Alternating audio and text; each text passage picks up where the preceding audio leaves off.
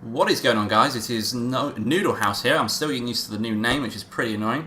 And we're back on Chaos Child. And was this all just a dream? Which was the dream? Was I dreaming of being in this chair, or had I been dreaming of being in the monitoring room? My head felt really cold. Oh, that's right. They'd opened my skull.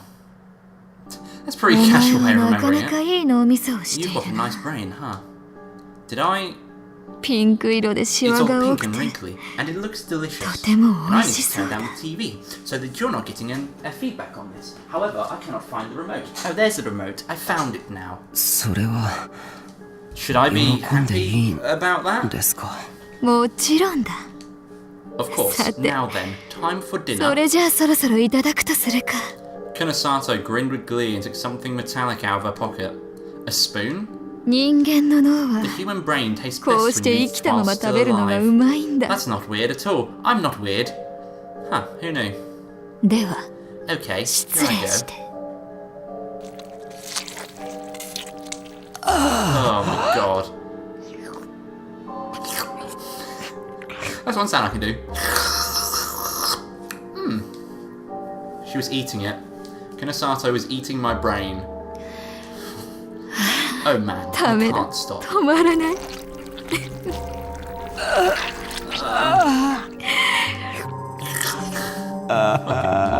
never thought that would feel so good when someone ate my brain. More, eat me. Okay, this is weird now. The wet noises. What's with the wet noises? Again, I had another weird delusion.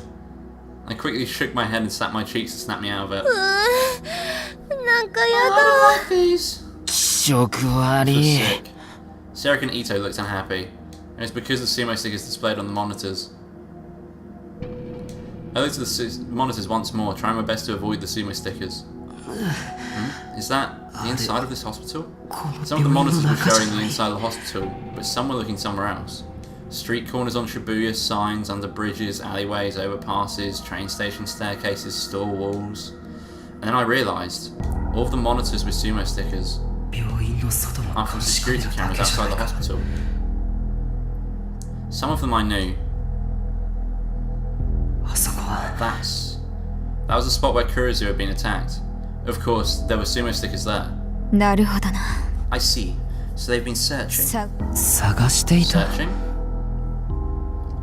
Searching? Remember what that file said. People capable of special event variations react strongly to the 11th image. Kunosato pointed to the corner of one of the monitors. I quickly looked away before I got a direct look at the sumo sticker. In other words, whoever was using this place put up the 11th Rorschach all over Shibuya and used these cameras to find people who reacted to it. And then they took them here and did those horrible experiments?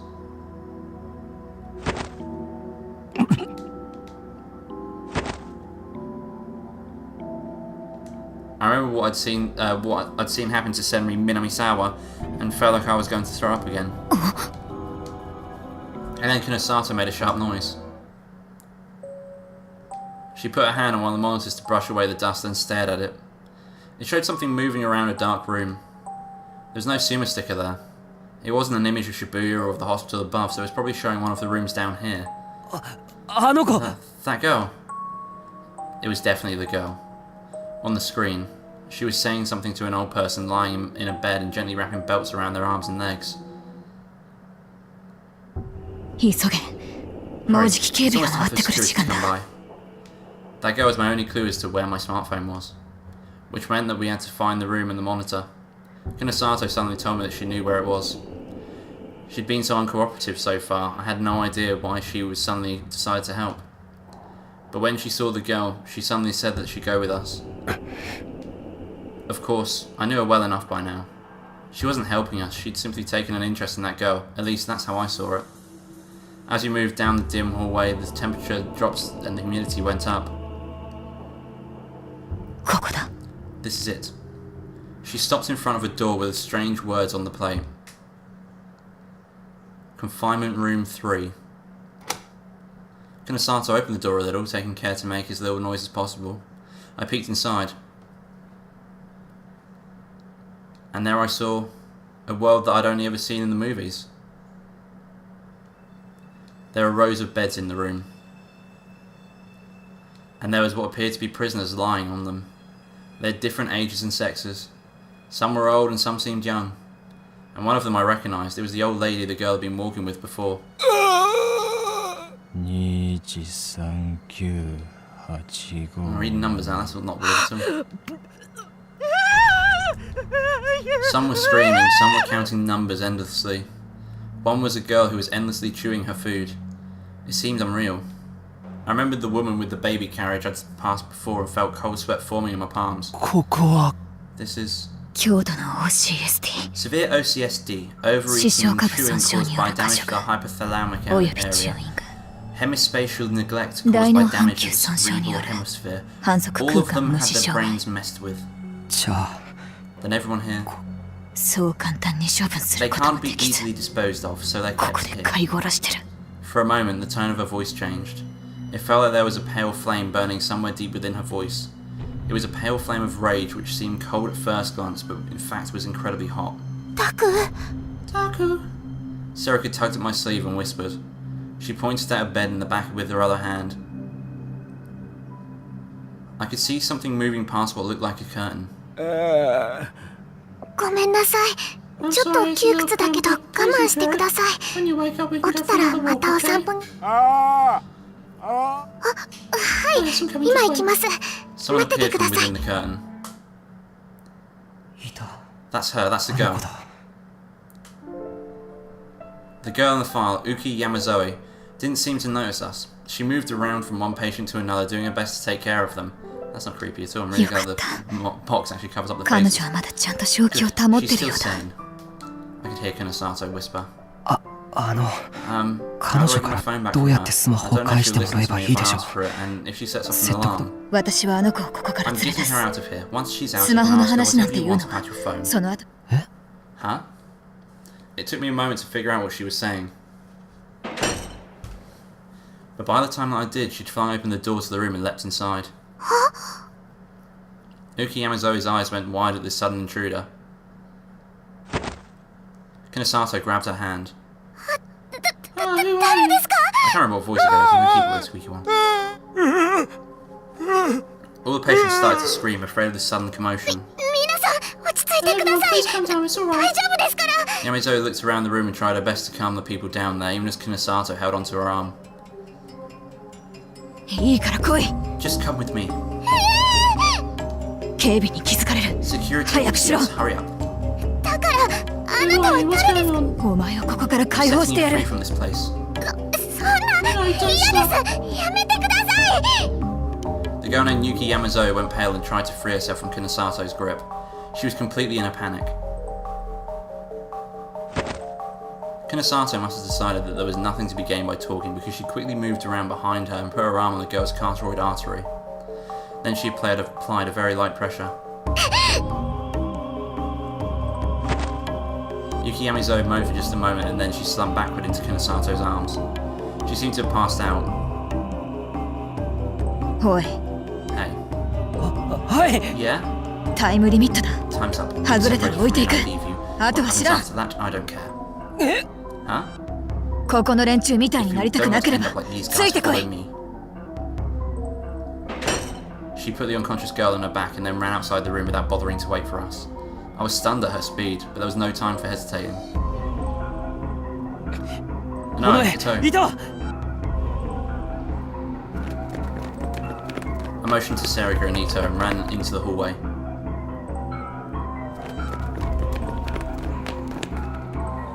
We followed after Kunosato as fast as we could. Just like she said, if we got lost here, we'd be caught for sure, and who knew what would happen to us then.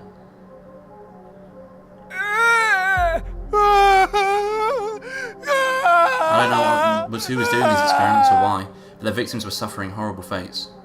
And as I ran, I felt that their screams of rage were following me.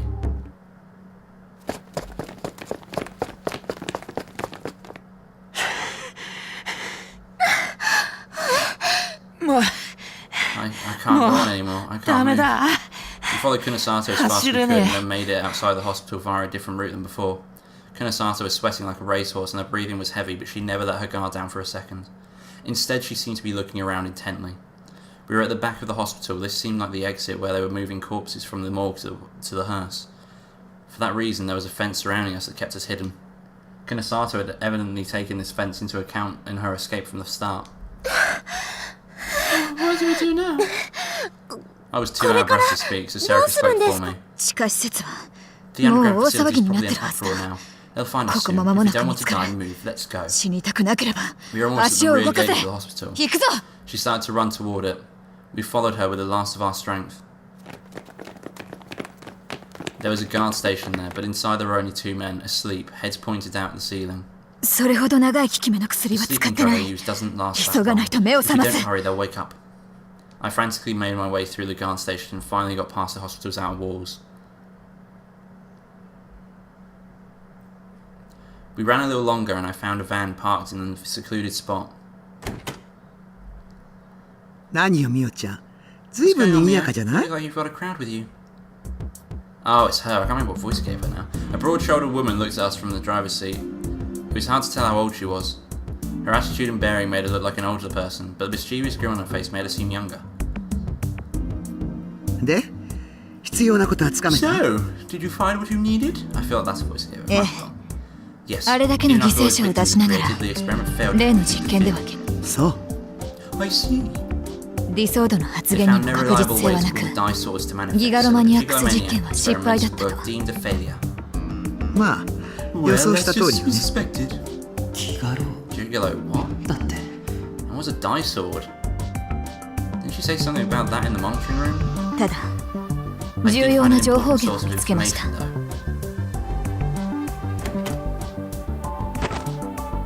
Kunosato opened the rear door and laid Uki Yamazoe in the back seat. I couldn't read her name for a second.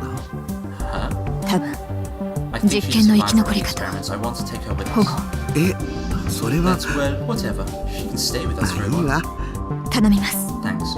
Kunosato hadn't even dropped her attitude for Detective Shinjo, but now she was being polite. Just who was this woman? And who are these people? Your friends? No, of course not. I'll decide later if they're good for anything. Even if this is my place. What does she mean by good? She was as arrogant as ever, and like usual, she was pissing me off. Her voice got a little sharper as she pointed to the middle seat in the back of the van. We could hear what sounded like a lot of yelling from the direction of the hospital. We quickly jumped inside and closed the door. Kunosato got in the front passenger seat. The van started quietly headed off into the night.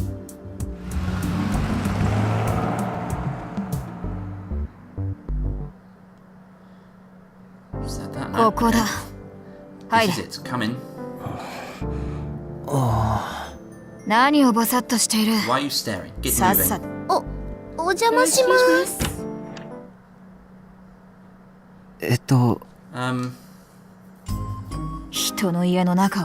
It's not nice to stare at people's home. Is this your... That's right. Is there a problem? I mean... The outside wasn't much better, but looking inside it was still hard to believe that there were still apartments in this dumpy Shibuya. The same was true of everything else in the room. Everything in the apartment was the cheapest kind you could buy. The only thing that was worth anything was the computer. Huh? What is it, Miyashiro? What? I pushed Ito out of the way and ran over to the computer. The monitor was still on, and the page there was one I'd seen many times. Shibuya News. That's not news, that's news. And it wasn't the daily display version of the page that we'd seen so many times. The page was in the process of being edited. No way. Are you Kay? So that was it. I thought I'd heard her voice somewhere before. Her voice was just too different from the gentle Kay that we're used to hearing. But that voice was without a doubt Kai's. What? No way, seriously? You mean you're Kay? From Shibuya News? Ito was pretty excited too, it seemed. Of course he was. Kay was someone we both admired. She was the ultimate right-sider. Since even I admitted it, she had to be at the top of her class. I never thought I'd be able to meet her like this though. But I can't say I'd ever imagined Kei having a weird personality like this. Kunosato, the girl who'd been insulting us the whole evening, was the same person as the gentle Kei we knew from Shibuya News. Which was the real one, I didn't know. I'd like to thank my neighbour for using hammers on the wall, because I can hear that now, and it's on our recording, which is annoying. And why had Kei brought us to her room? I thought I'd remembered her saying that she decided if she could use us later. Right, I'm going to end the episode here. If you like this video, don't forget to leave a like in the section below. And if you want to see more of this, then do subscribe to the channel, as I upload every day. Thank you for watching, I'll see you next time. Bye bye.